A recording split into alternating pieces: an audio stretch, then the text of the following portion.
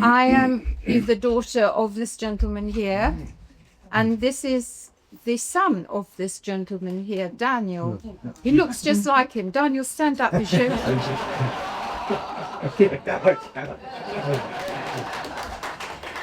Thankfully, I look like my mum. So he's going to chime in. Our dad, don't say it, worked for 6 decades, and he designed 300 postage stamps, book jackets. He was a cartoonist, he was a painter, he was a crazy inventor in the attic. And I'm going to have to rush through all his 6 decades of work because I've only got a few minutes to talk about it. Normally I have a lot longer, but so I'm going to start off. Can you all hear me? Yeah. Yes. And when I give the talk, there is always someone in the audience who knew him or who we're related to. Stand up, whoever you are. Now. Thank God.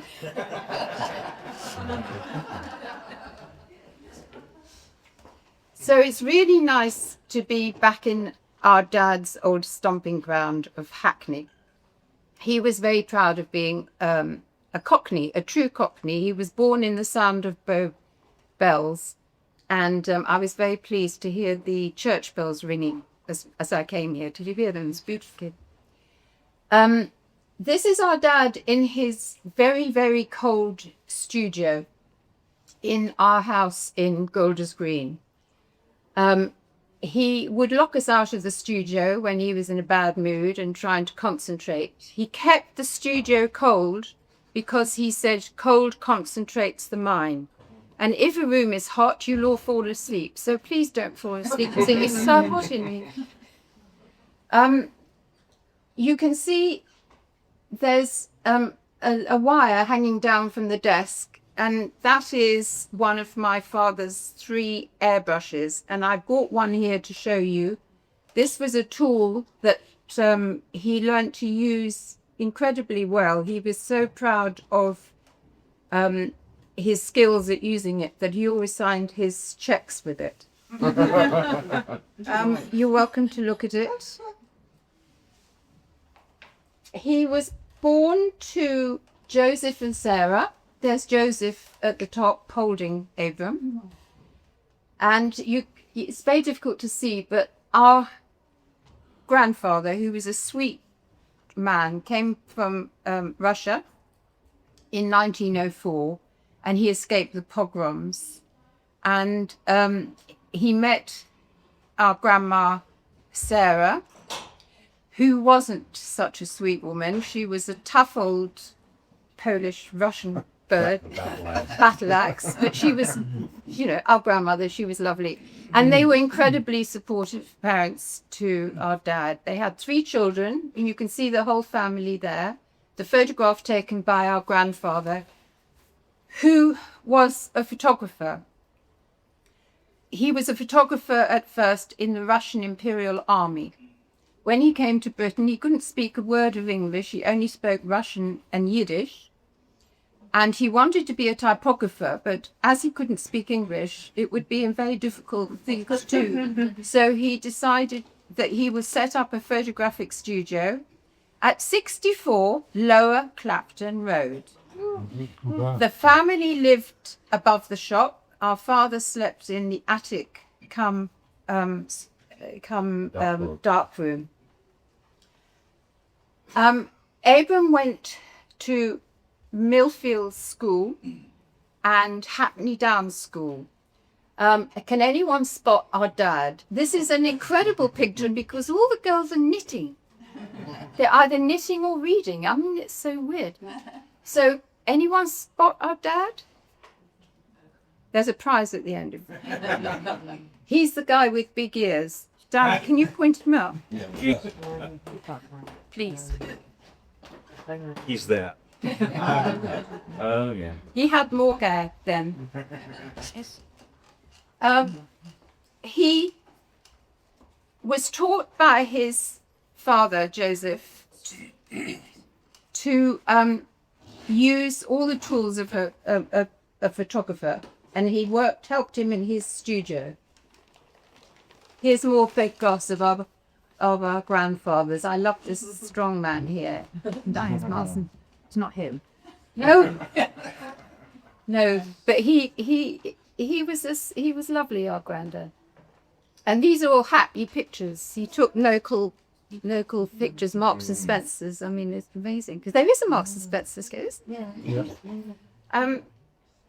In fact, there's a book downstairs called Lower Clapton Road. Was it? Is the author here? Caroline here? No.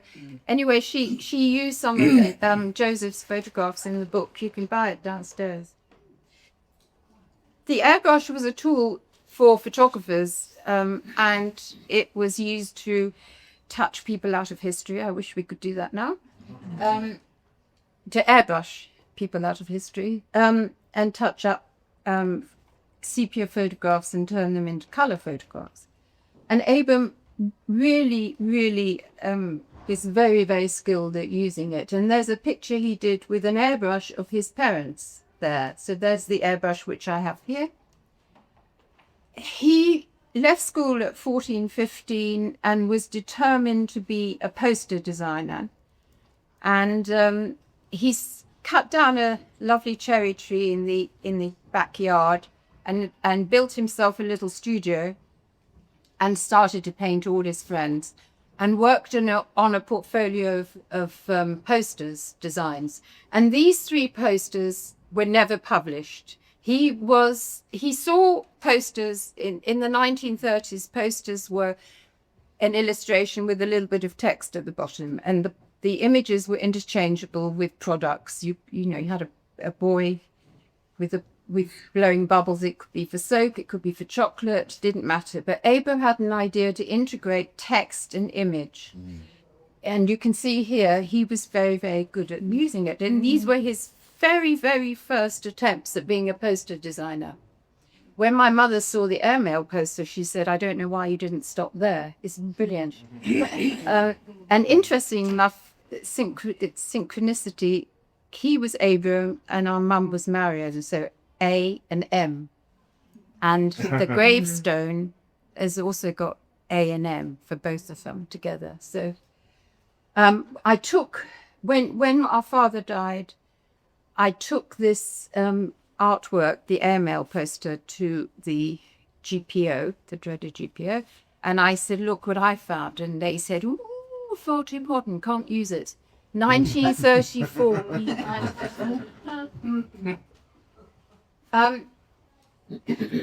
Abram was helping his father in the photographic studio, and he realized that drawing would be the key to being a successful designer. He was so determined. He persuaded his poor parents to pay for him to go to St. Martin's School of Art. They did, surprisingly. And he stayed for only 2 terms, decided he hated it. The students were all rubbish, the teachers were all rubbish, and they were copying from each other, and the teachers didn't actually work in the industry, they just taught. And he vowed that none of his kids would ever go to art school. In the end, we all had to fight to get to art school, and poor Daniel went when he was 40 years old. He was tough, our dad. So he managed to get to a job as in a commercial art studio, no such term as graphic design then, and he stayed there for 4 years working as an airbrush artist. The boss hated him, he hated the boss, and the boss said, "You're a very bad influence on all the other designers in working in the studio." And Daniel will tell you how he managed to get fired. Yeah, well, he liked to show off, and he was very athletic, and he was demonstrating a junk over how many chairs? 4 chairs. 4 chairs. And He's jumping in midair, the boss walked in and said, "You're fired," and that was it. And he went home to his mum and she said, "Oh, you're fired, you better go and apologise." And he said, "I'll never apologise. I will never work for anybody again. I will be my own master and my own slave." I've put the Venus pencil factory in because it's also in Lower Clapton Road. I think there's still remnants of it there. And funnily enough, I mean, Dad must have been about 22 and he was in an advertisement for Venus pencils. And we still have the Venus pencil box. And on the front of the box, it's a tin of Venus pencils. And on the front of the tin is the Venus de Milo. And I always thought, how can the Venus de Milo draw? It's very strange. But that's Lower Clapton Road. She's perfectly honest. While he was working in the commercial art studio and after he left St Martin's, he saw adverts for poster competition. He entered the London County Council health committee, and he won second prize. He won 3 Guinness. You can see he's using his airbrush. He's using very little text because he hated hand lettering. It's a very difficult thing to do, and he didn't have the patience for it. But he won second prize, and again, he went to his mother, said, look, I've won second prize. And she said, not good enough. You've got to win first prize. So he said, okay. So he entered another competition for a subject very dear to his heart, which was evening classes. So after he left St Martin's, he attended evening classes 4 days a week to draw, to do life drawing and to draw. And he drew and he drew and he drew. And he was a fantastic draftsman. He won first prize, he won 25 Guineas, and both the posters were published. So that's one of the first posters that were published. He took his very, very heavy portfolio around to commercial art studios. They looked at the work and they said 10 years ahead of the public. And he said, I haven't got 10 years. I need a job now. He eventually met Ashley Havington, who was an art director at Crawford's commercial art studio. And Ashley directed him, said, I can't help you, but I can send you to a friend of mine who runs a magazine called Art and Industry. Abram went to Art and Industry. He got a double-page spread of his work. He bought 70 copies of the magazine. There was no such thing as photocopiers in those days, so he had to buy 70 copies of a double-page spread of the magazine, sent them with handwritten letters, with a stamped address envelope, and our father had the most incredibly illegible handwriting. I don't know how anyone could read his writing. But he handwrote and he said, here's my samples of my work, please give me a job. A few months later, the phone rang, and the great Frank Pick at London Transport, a visionary man who branded London Transport, phoned him up and he said, I've seen your double-page spread, come up and see me, and gave Abram his first real commission. And it's funny because a train, of course, does not come every 90 seconds. And in the brief, there's an exclamation mark and a question mark. I was a designer. I'm not anymore because I've had to look after the archive, but I had to go through his work after he died, and I found these 2 beauties, their artwork. And again, I took them to London Transport and I said, look what I found. And they said, guess what they said? Too modern. And I think they're just gorgeous. The phone didn't stop ringing. No emails then, just the phone. The phone didn't stop ringing. You can see that he's using a lot of hands. He always says that a hand conveys so many gestures. You don't need words. You've got a hand to show everybody. And these posters were published.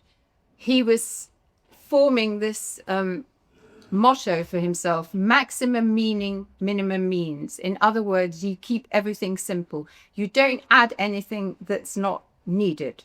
Everything has to be very succinct. And I think that this one, for Stack Safely, for the Royal Society for the Prevention of Accidents, sums up his maximum meaning, minimum means.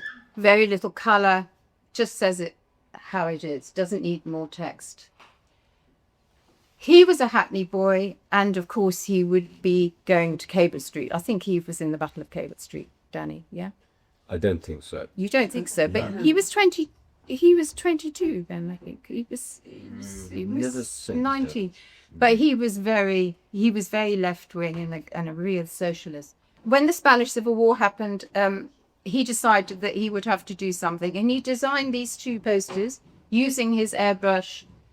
And he didn't charge for them. He often did that for a cause that he believed in. He wouldn't charge. They're very rare posters. By the time he was called up into the army at the age of 26, he'd had 24 posters published, and they looked at him and they said, you're a poster designer, Games. We want you to go and draw maps.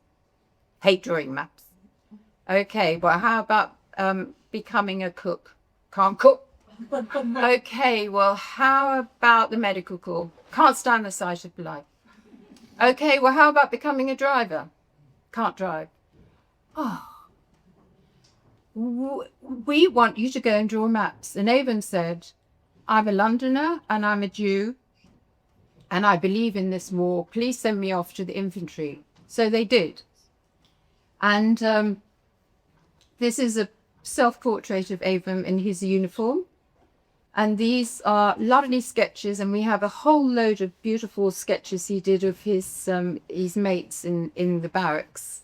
The barrack room walls were dull, very dull. They were brown creosote, and there were just little diagrams on the wall. And he thought, what's needed are colourful coasters to tell the soldiers to be careful of their garments and to not speak and to look after themselves. And he wrote a memorandum, typed it with one finger, presented it to his superiors. They looked at it and they said, very interesting, thank you very much, Games. Go back to your station. Months later, he was summoned to Whitehall. And they said, we know that you're a poster designer. We need a poster designing for the Royal Armoured Corps. And Abram said, I can do it, but I need all my tools. Where are your tools? Well, they're in my bombed out house come shop in Lower Clapton Road. And in the basement, they found, it was bombed out completely. And in the basement, they found his airbrushes and all his tools. And he kept these tools lovingly, and we still have them. He worked on the first of 100 posters for the army. He's facing to the right, everything else following face to the left. And I asked him once, I said, why does everything face to the left? He said, why do you think? Knock on the door. He worked in an attic in Whitehall, which is now Raffles Hotel, the War Office. It was the War Office. And there was a knock on the door in his attic studio, and Daniel. A very attractive young woman walked in, and she said, can you design for me a poster for the ball we're having? And he said, of course I won't. I'm far too busy, and it's far too frivolous. There's a war on. And then he stopped and he had a look at her again. And he said, okay, I make a deal. If you pose for me, I'm designing this new poster for the ATS. So how about it, baby? And so she did. And this is the result. And it caused a big stir, which Naomi will tell you about. You can see the girls lining up to join the ATS to recruit. This was the most successful recruiting poster of the war, of the Second World War. And she was debated, a Conservative MP saw this poster and she said, our girls should be attracted into the ATS, Auxiliary Territorial Service, through patriotism and not glamour. And she's wearing far too much lipstick. She looks like a prostitute, basically. And she was incensed. And Abram was stunned. I mean, it was a recruiting poster, and the girls loved this poster. And it was debated in Parliament for 5 weeks, nothing changes. And she was banned and pulped and replaced by this little beauty at the bottom. This is which Abram did not design, but this is much more patriotic, of course. He went on, and the cartoonists, of course, had a field day. He was designing a map. He ended up designing a map every 2 weeks for the troops, and a war map. And he was designing all sorts of things in the attic, in the War Office. And he got fed up, and he went to his superiors and he said, look, a while ago, I submitted 2 sheets of typed manuscripts entitled Army Poster Propaganda. Can you please find it? And they found it, and they looked at it, and they said, okay, we'll give you 6 months to design the kind of posters that you think are necessary for the army. We'll give you a completely free hand, which was amazing. And to have a free hand, I mean, to do whatever he wanted to do. And he embarked on the first time that army poster propaganda was ever used for the army. There was a rationing of printing inks. Metal-based inks were very scarce, and so the colour was very difficult to do. He was using his airbrush, so he managed to make the paint go for longer and also to mix the colours. Posters were printed on recycled paper, sometimes on the back of other posters, and they were printed very small because paper was scarce. He would think of the idea of each poster. He would do the research. He would do the artwork. He would do the type, and he was using his airbrush. And he also went and oversaw the printing of the posters. Printers didn't like him very much because he was very fussy, quite rightly so. So he was. Word got round that there was a poster designer at loose in the War Office, and MI6 came to visit him and said, we want you to design a poster for radar. And Abram said, well, what's radar? And they said, well, it's a secret thing. We can't tell you anything. All we can tell you is that you twiddle some knobs. So he twiddled some knobs. You can see them all hands on these posters, that the colour is very muted. And he designed the poster for radio location, and he thought it was rather dull, and he wanted to jazz it up a bit. So anyone have a clue how he managed to get the stripes? Okay. He had a Venetian blind in his studio. He was the son of a photographer, so he photographed through the Venetian blind and that's Abram's Venetian blind. He also wanted to design a poster before James Bond. He had a lot of difficulty photographing through down a rifle barrel. It took him ages, and it took the help of a man called Mr. Sterling, who got the idea of taking his Lee Enfield rifle up to the War Office roof on a sunny day, put a piece of cardboard over it, and put a pin down the middle, and made a pinhole photograph of the inside of his rifle. Very, very inventive, our dad. And then he used his airbrush to continue the spiral. More hands here. I'm not showing you all 300 posters. The colour is exceptional on these. There was an organisation called the Army Bureau of Current Affairs, and it was set up for the soldiers, and they asked Abram to design a set of posters to show the soldiers what they were fighting for. And Abram thought he'd use architecture. So these Kensal House in Labcourt Grove, Impington College, Cambridge, a school, they're still there, these beautiful buildings. Those two were designed by Maxwell Fry. Bertrand Lebetkin designed the Finsbury Health Centre. And he's juxtaposing the old Britain with the new Britain. There was a poster exhibition in Harrods, of all places, to show the public what was going on in the War Office. And these 3 posters and others were on the wall, stuck with drawing pins.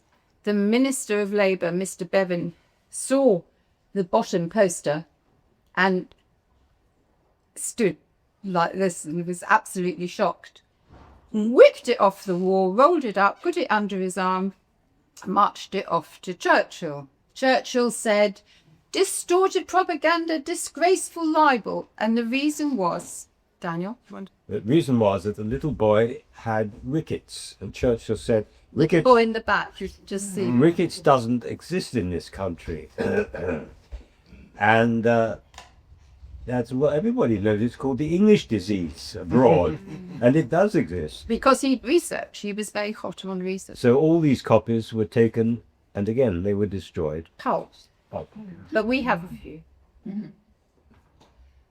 He went into the barracks, and this poster was on the walls of the barracks, and he said to the soldiers, "Why are you ripping down that poster?" And they said, "We can't bear it. We hate it. It reminds us of our sisters, of our children. It's horrible." And at that moment, Abram realized that you didn't have to like the work, but you had to notice it. And he was so pleased that the soldiers noticed that, they took note of what he was trying to say to them, to look after their ammunition. He hated using photographs, and but with these posters, precise identification was very important. And then he would use a photograph so that people didn't get the wrong idea. And then he would use his airbrush. And of course, the surrealists were around at the time, so he was quite influenced by surrealism. He was asked to design a poster for the medical unit, Royal Air Force Medical Unit, and he said, Royal Army Medical Corps. And he said, "I need to draw from life." And he spent a week with the parachutists, and he drew them, and you can see, and he photographed them. And when the poster was published, he was told that the whole of that unit that he spent the week with had been killed in Arnhem, and he was absolutely devastated. And he said, "Please send me back to my unit. I've got a cushy job here in the War Office, and I want to go and fight like everybody else." And they said, "You can't. We can always send soldiers, but we can never replace you." And that was an immense source of pride for Abram. By this time, he was given the title uniquely official war poster artist. There were lots of war artists, but there's only ever been one war poster artist. More beautiful posters here. I'm going to be quick. More hands. And clouds. And clouds. And in a lot of the posters are hidden the names of his dear ones.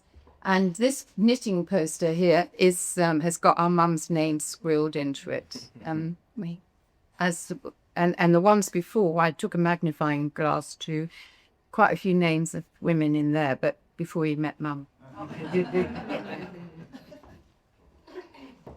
Knock on the door in the War Office. A guy called Paul Rosa, who was working in the film unit, said, "Abram, I've just come back from Bergen-Belsen." And he showed Abram the wet footage of Bergen-Belsen. Abram never recovered, and he was very upset, and he started to work voluntary for an organization called the Jewish Relief Unit. He wasn't allowed to go and help the victims of the Holocaust because he was still in uniform, but he designed these posters, and they're not ones that you want to have on the wall to fade on. But I think they did the job. They certainly got noticed. And there's a picture of Abram in the studio drawing that one. It's a self-portrait, the DP. Was finished.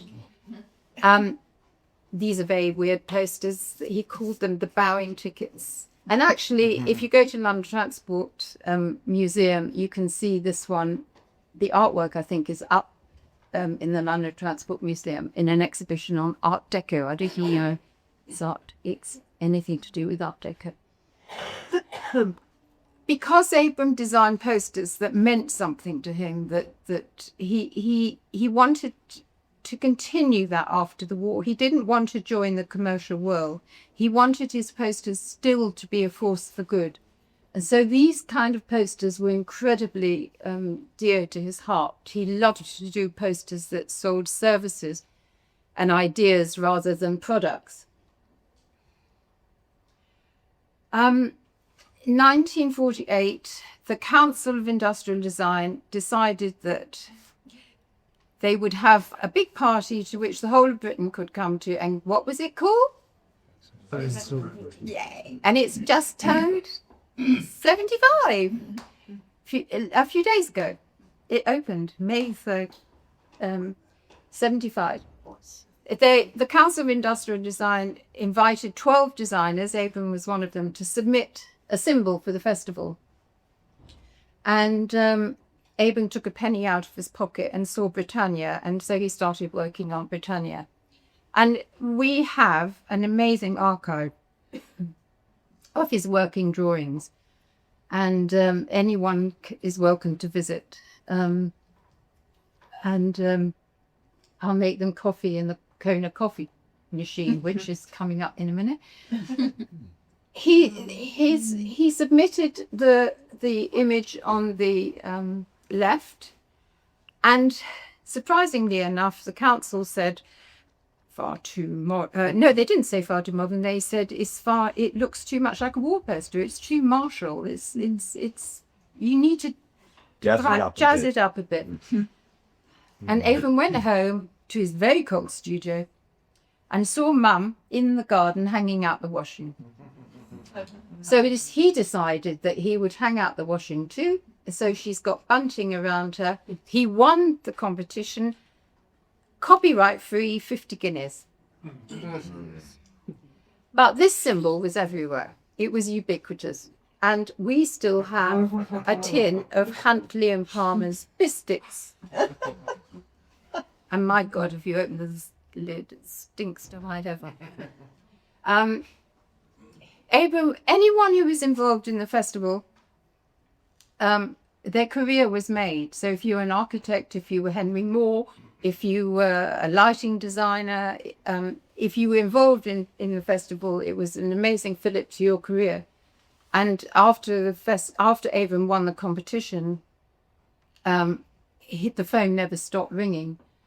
One day the phone rang, and he answered it, and it was his friends from Hackney Down School. They were all doctors and lawyers and surgeons. And these doctors said, Abram, come to a hospital in London. We've got something to show you. He went down to the morgue. I'm talking about the one on the left.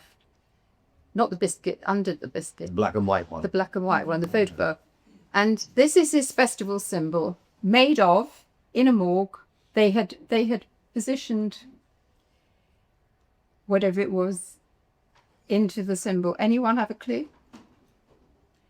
604 gold stones. Taken from one patient. Taken from one patient. Oh, no. Yeah. Oh, my God. No wonder he was dead. And I'd written a book about the Festival of Britain and Abram's involvement, and sadly, I was looking, I thought somebody surely has done a tattoo. And just after it was published, I found that tattoo. I mean, why anyone would want a symbol tattooed on their leg, I don't know. Anyway, it's there. He designed he worked a lot on the Festival of Britain. He designed a mural, he designed the catalogue covers. And Abram's work is often plagiarised. But if you do it well and get away, you can get away with it. So we were very chuffed with this one, the Festival of Brexit.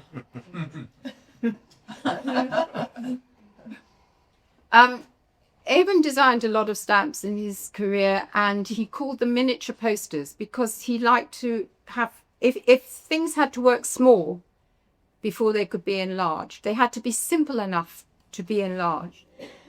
He won a competition to design the Olympic Games stamp as stamps, as Britain invented the stamp, the only thing that's allowed to go on the stamp is the monarch's head and the price. But Abram got away with putting his signature on the stamp. Olympic Games, you see. He was nicknamed after that, Olympic Games. Abram Games, Olympic Games. And then there was a competition to design a stamp for the Festival of Britain, and thank God he won it.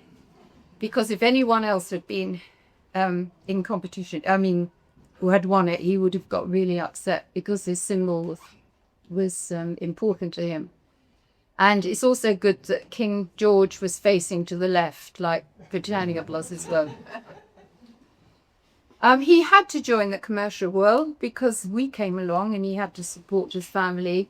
Every BOAC poster, he did a lot of posters for BOAC, but every BOAC poster had to have the speedbird emblem designed by Lee Elliott. So that's that little paper dot there. And Abram managed to do it very well.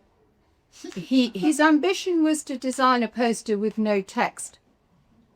And I think when he submitted the Sea Britain by train poster, he didn't want any text on it because it actually doesn't need any text. It says it. It says it. I'm rushing through these now, I think, because... So after 1951, his career was made, and he designed 8 posters for the Financial Times. And you can see the roughs here. He collected all his roughs, and there's a man reading a newspaper. He's numbered it. Number 1, man reading a newspaper, eventually becomes the man newspaper. And he gets up to all sorts of tricks. He's using his airbrush. And you can see how skilled he is. So everything he did was handmade. It wasn't, he did everything himself. He did all the background. He did everything. He was quite incredible. When he was given a commission to design a poster for Jersey, they said, "We want a girl lying on the beach in a bikini. Can you do it?" And he said, "Yep." And he came back with this umbrella. And the mayor of the Corporation of Jersey said, "You said you could give us a girl lying on the beach and in a bikini." And he said, "I said I could, but I didn't say that I wouldn't. So this is what you're getting." And this poster was so successful that they asked him to design two others, and they all won awards. And then they asked him to design a set of stamps, and that won an award as well. He knew exactly what he was doing. He worked at the Royal College of Art 1 day a week, although he hated art schools and didn't believe in them. He taught amazing designers. I don't know if any of you know of David Gentleman. Len Dayton, who's just died. Len Dayton couldn't stand my father, and he became a writer instead. But Dad found him. He found it. No, yeah, David. He found David. He went. Yeah, David Gentleman is a great artist. Anyway, he was asked to. I can't go into all these stories. You have to come to another talk because there's no time. He was asked to become art director of an experiment the Penguin Books were doing. And he asked all his students at the Royal College of Art to submit designs for the new illustrated Penguin book covers. Abram designed the grid, and these are 4 covers that Abram did himself. They, in total, him and his students designed 36 colour covers for Penguin books. And after a year, Sir Alan Lane at Penguin Books decided that he hated them. He said, "They're very crude. They're not bestsellers. They're breast sellers." And he said, "I want this experiment scrapped." And so it was. And if you're ever in a bookshop and you find these books, I would snap them up above you. The madmen were coming from America, and they were bringing with them colour photography. And Abram never drove, and he was always on the top of the bus and smoking. And he noticed that the American advertising posters were photographic, and his delicate airbrush posters were standing next to them and on the hoardings, and he thought, they don't compete. I have to change my style. Good choice. And so he hung up the airbrush and started to lay flat color. Printing techniques changed as well. So before that, there was chromolithography, then photolithography, and then there was silkscreen printing. So these posters were printed by silkscreen, which afforded him much more simplicity. He designed this poster for Guinness, and he said to the bill stickers, have as much Guinness as you like. Doesn't matter. You can put this poster any which way you like. A gold or silver. Yeah. Well, we would come home from school, and he would invite us into the studio. So this poster would be on the easel, and he'd say, "Kids, come in here. What is this? What does it look like to you?" And we'd say, "It's a 5." Okay. What else does it say? It's a G. Right. Can we go now, please? What else can you see? And you say, "Oh." Well, it says Guinness. Oh, it's a stub. It's a glass of Guinness. It's a glass of Guinness. And million. So 5 million Guinness. Daily. Okay, we get it.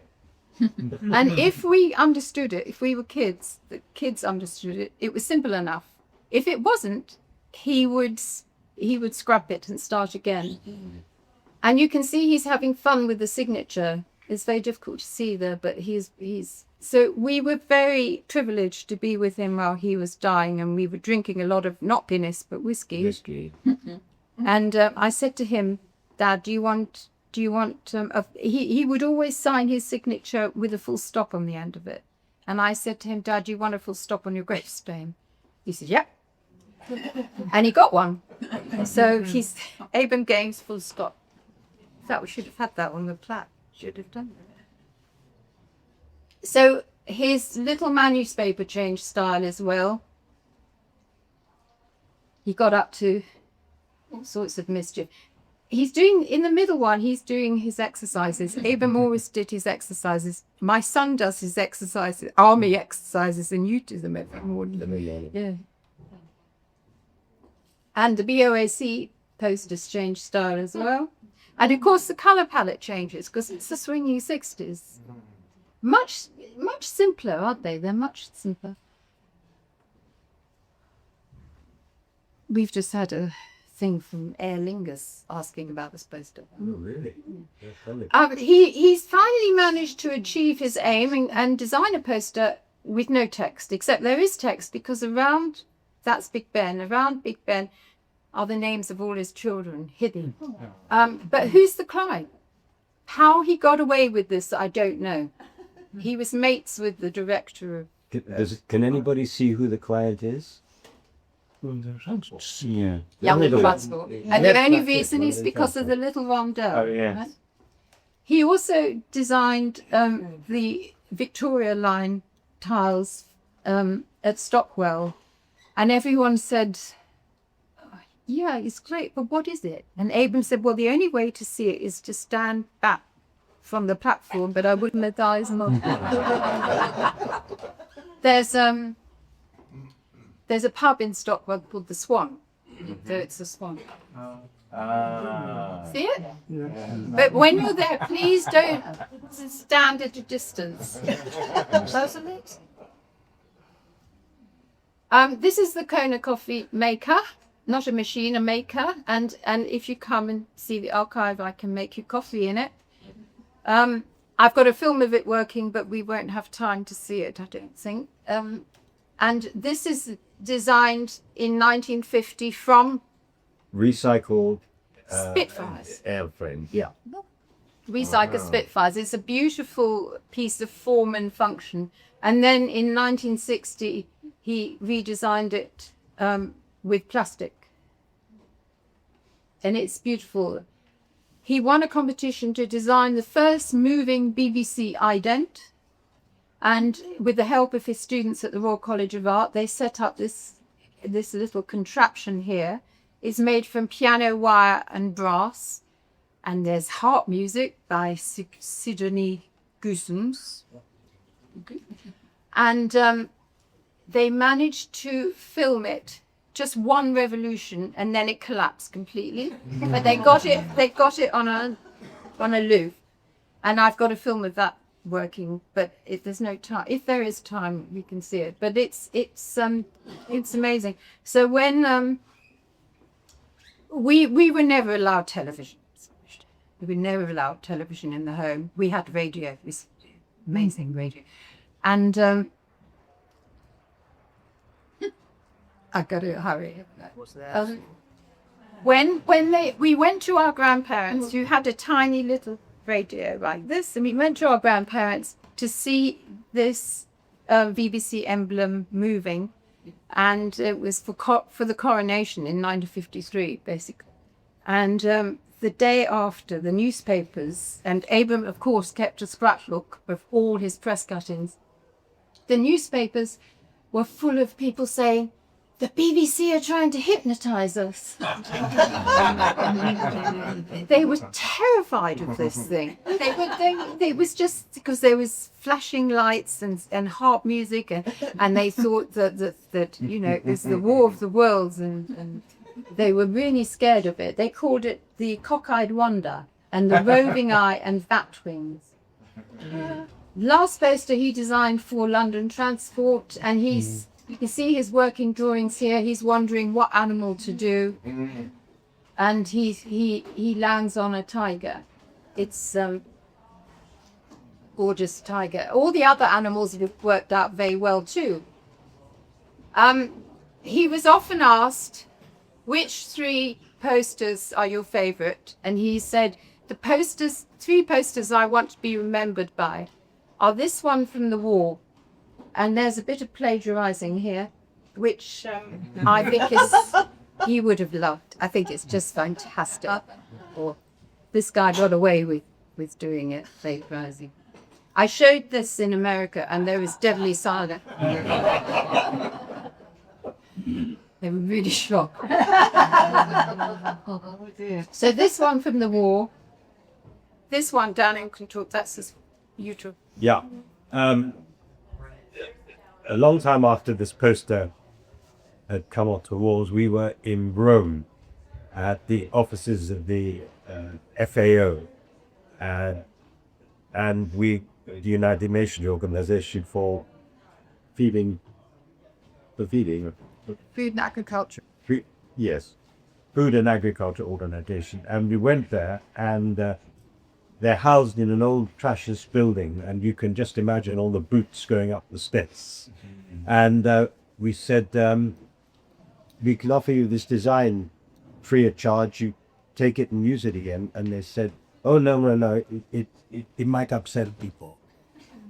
It's far too stark. And that isn't quite the purpose of the poster. And then they took us out to a sumptuous lunch, and I didn't feel very comfortable with that. And then this is this one, the post. It's nearly the end. The poster that broke all the rules, far too simple. It took Guinness 6 months to decide whether to use it or not. He designed it on the back of a bus ticket. And we still have the bus ticket, so there it is. And this was Avon's favourite poster, I think, because it's a G4 Games. I got a phone call in 2014 saying, can you send a photo of your father in the studio? And I said, well, it's his centenary, you know. He's dead, but he would have been 100. And they put him on a set of stamps called Remarkable Britons. And he would have been so proud to be amongst all those 12 remarkable Britons. He loved them. Alec Guinness, a spy, Nuri, a spy. All sorts of Stanley Matthews. Stanley Matthews, who he met, yeah. And just before COVID, we managed to get him a blue plaque on our family home. So we're very chuffed with that. He's the first poster designer to be on a stamp, and he's the first designer to have his own blue plaque. And we should have put a full stop on that.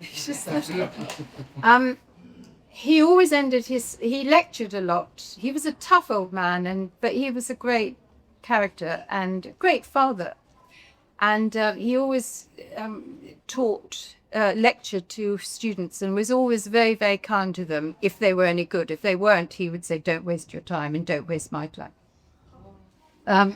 But he always ended his lectures with the 3 C's. Qualities essential for designers: curiosity, courage, and concentration. And then he would tell them, don't forget the cash and the checks. And I'm sorry it's so rushed. No, that's my Thank you so much.